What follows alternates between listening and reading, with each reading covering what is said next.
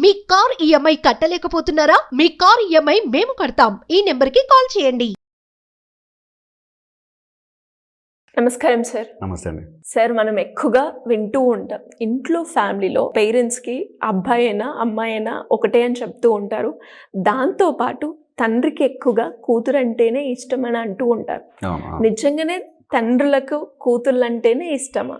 అయితే ఎందుకు? సో ఇది ఫ్రాడ్స్ థియరీ ప్రకారము తల్లికి కొడుకు అంటే ఇష్టము, తండ్రికి కూతురు అంటే ఇష్టము ఇవి చెప్తారు. జనరల్గా పిల్లలంటే పేరెంట్స్కి ఇష్టం.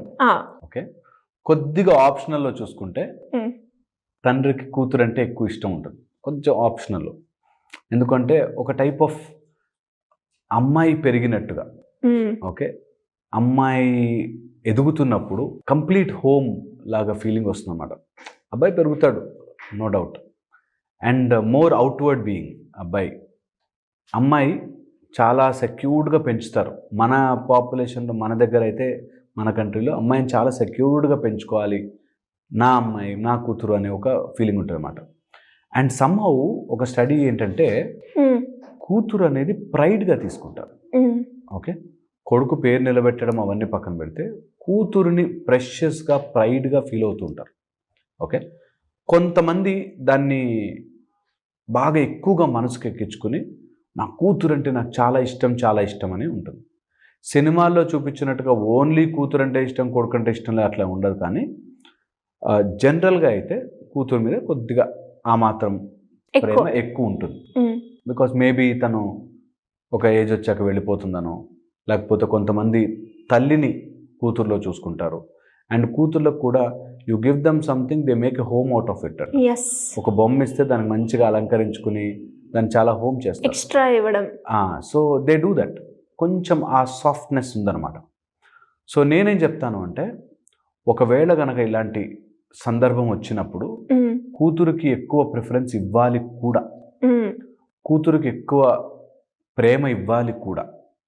ఎందుకు అంటే కూతురికి ప్రేమ అవసరం. ఈ రోజుల్లో మన సొసైటీలో అయితే కూతురికి ప్రేమ ఖచ్చితంగా ఎక్కువ అవసరం. ఓకే, మామూలుగా అంటే ఎక్కువ అవసరం. అండ్ ఈ ప్రేమ వాళ్ళని వీక్ చేయకూడదు. తండ్రి ప్రేమ వాళ్ళని వీక్ చేసేసి ఒక టైప్ ఆఫ్ వాళ్ళు ఏమీ చేసుకోలేని పరిస్థితిలో ఉండకూడదు. గారాబము ఆర్ అతి ప్రేమ మంచిది కాదు. సో తండ్రి ప్రేమతో పాటు దట్ స్ట్రెంగ్త్ ఇవ్వగలగాలి. ఎప్పుడైతే స్ట్రెంగ్త్ ఇస్తారో పిల్లలకి, అబ్బాయి కానీ అమ్మాయి కానీ, బేసిక్గా మన టాపిక్ అలా వచ్చింది కాబట్టి, అమ్మాయికి ఎప్పుడైతే స్ట్రెంగ్త్ ఇస్తాడో అది రియల్ ప్రేమ. అంటే నువ్వు చెయ్యి, ఏమైనా నేను చూసుకుంటా, నథింగ్ టు వరీ అనే పిల్లలు స్ట్రాంగ్ పెరుగుతారు. నువ్వేం చేయకు నాన్న, నేనే చూసుకుంటా, నేను చేసి పెడతా, నేనే కొనిస్తా, యు ఆర్ మిస్లీడింగ్ పిల్లలు. తర్వాత ఫ్యూచర్లో వాళ్ళు చాలా ఇబ్బంది పడతారు. ఓకే, సో వాళ్ళని చెయ్యనివ్వాలి. ఏదైనా ఇబ్బంది అయితే నేను already I'm always there for you అనేది ఒకటి ఇవ్వాలి. అండ్ తల్లి ప్లేస్ ఎ మేజర్ రోల్. కూతురు పెరుగుతున్నప్పుడు తండ్రితో పాటు తల్లి చాలా చాలా ఇంపార్టెంట్ రోల్ ప్లే చేస్తుంది. ఎలాంటివి నేర్పించాలి, ఎలాంటివి మనము పిల్లల మైండ్లో పెట్టాలి అనేది ఇంపార్టెంట్. దట్ నీ డిగ్నిటీ కంటే నీ సక్సెస్ గొప్పది కాదు అని నేర్పించాలి. నేను సక్సెస్ కావడం కోసం ఏ పనైనా చేస్తాను. Dignity is more important. For women ఇంకా ఇంపార్టెంట్, ఫర్ ఎ గై ఇంకా ఇంపార్టెంట్.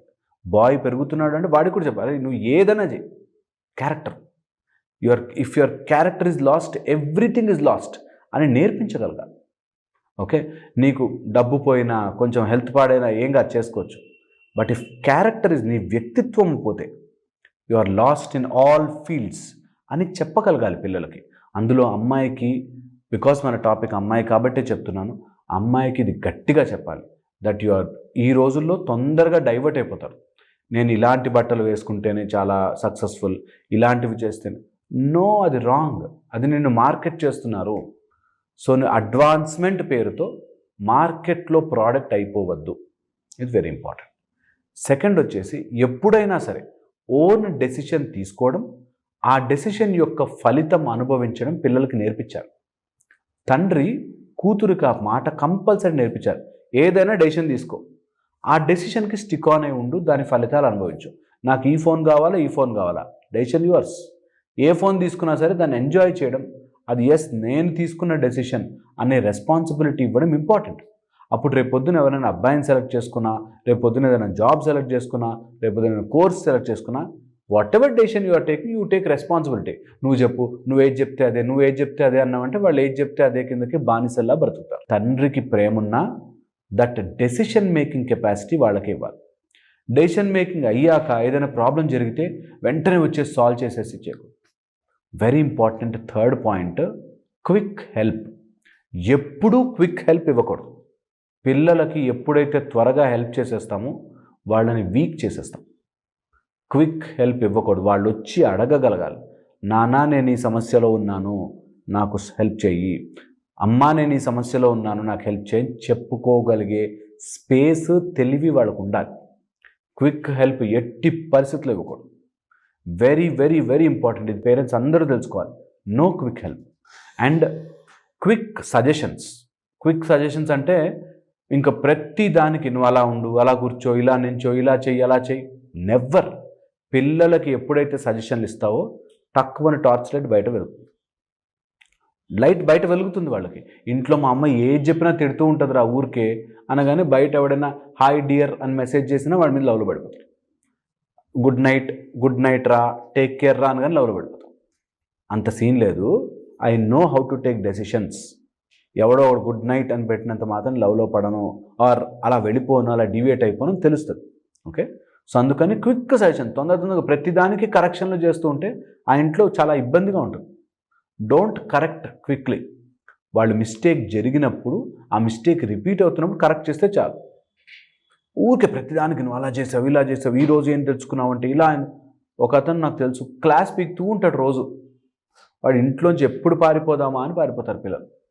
వాళ్ళు అమెరికాకి వెళ్ళిపోయి సమ్ ర్యాండమ్ కోర్స్, అసలు ఆ కోర్సు ఉంటాయని కూడా తెలియదు, అలాంటి ర్యాండమ్ కోర్స్తో ఇంజనీరింగ్ ఫినిష్ చేసి ఒక ర్యాండమ్ కోర్స్ కోసం అబ్రాడ్ వెళ్ళిపోయి అక్కడ ఏదో హోటల్లో అన్నా పని చేసుకుంటాం హాయిగా, నీ దగ్గర ఉంటాను రా బాబు అనే స్టేజ్కి వెళ్ళిపోయారు. ఇంకా ఆ తండ్రి ఉండి ఏం లాభం? సో అందుకని వెరీ ఇంపార్టెంట్. ఊరికే ప్రతిదానికి సజెషన్లు చేసేసి ఇదేదో పెద్ద లైఫ్లో అన్ని విషయాలు తెలిసిపోయినట్టు, నేను ఇలా చేశాను, నేను ఆ టైంలో ఇలా చేశాను, నువ్వు ఎంత పెద్ద సీఈఓ అయినా కానీ కంపెనీకి పిల్లల్ని ఊరికే కరెక్ట్ చేస్తూ ఉండరు. Don't correct them. వాళ్ళు లైఫ్ బ్రతుకుతున్నారు, హోంవర్క్ క్లాస్ వర్క్ చేయట్లేదు ఇంట్లో. వెరీ ఇంపార్టెంట్, తెలియదు. And fifth and most important, strength అనేది ఇక్కడ ఇవ్వాలి. ఫిజికల్ స్ట్రెంగ్త్ ఎంత ఇంపార్టెంటో మెంటల్ స్ట్రెంగ్త్ ఇవ్వాలి. సిచ్యువేషన్స్ని ఫేస్ చెయ్యనివ్వాలి, ప్రాబ్లమ్స్ని రానివ్వాలి. ఆ ప్రాబ్లమ్ని వాళ్ళు ఎలా తెలివిగా ఆలోచిస్తున్నారో మీరు చూడాలి. ఆ చూసిన ప్రాబ్లమ్ని ఒకవేళ వాళ్ళు రాంగ్ చేయి దాటిపోతుంటే గైడ్ చేయడం మాత్రమే. నాకు తెలిసిన పేరెంట్స్ కొంతమంది చుట్టాలు ఇంటికి వస్తే చాలు, మా అమ్మ ఇలా అండి, ఈరోజు ఇలా చేసిందండి, దీని మొహం ఇంతే, ఇది వేస్ట్ది, ఈ టైప్లో ఉంటారు. Which is very wrong. పేరెంట్సే కించపరుస్తూ మాట్లాడితే పిల్లలు ఏమైపోతారు? Very wrong, very wrong. అలా ఎప్పుడు చేయకూడదు. సో ఇవి కనుక గుర్తుపెట్టుకుంటే చాలా బాగుంటుంది. ఇలా చేయకుండా తండ్రి ప్రేమే ఆపుతుంది. నేను ఎందుకు ఈ పాయింట్స్ చెప్పానంటే, తండ్రి ప్రేమ కూతురు మీద ఎక్కువ ఉండి గారాబము చేసి చాలా రూడ్గా, చాలా స్టబర్న్గా అయిపోయే టైపులు ఉంటారన్నమాట. అందుకు అంత స్టబర్న్ కాకుండా ఉండాలంటే తండ్రి ప్రేమ బాధ్యతతో కలిసి ఉండాలి. తండ్రికి బాగా రిచ్ ఉన్నారనుకో, నా దగ్గర డబ్బులు ఉన్నాయి, నా కూతురు ఏది చేసినా ఓకే, అలాంటి వాళ్ళు చాలామంది ఇప్పుడు డైవర్స్ కేసులు మేము చూస్తున్నాం. సో అందుకని నువ్వు ప్రేమ with responsibility is very very essential. ఒకవేళ లేకపోతే మాత్రం నీ ప్రేమ ఉంటుంది, నీకు మా నాన్న చాలా గ్రేట్ అనే ఫీలింగ్ ఉంటుంది, వాడు లైఫ్లో కెరియరే కాదు లైఫ్ రిలేషన్షిప్ ఎవ్రీథింగ్. సో అందుకని ఇది బెటర్. తండ్రి ప్రేమ is excellent. At the same time బాధ్యత నేర్పించడం, ఈ పాయింట్స్ స్ట్రెంగ్త్ నేర్పించడం చాలా చాలా ఇంపార్టెంట్.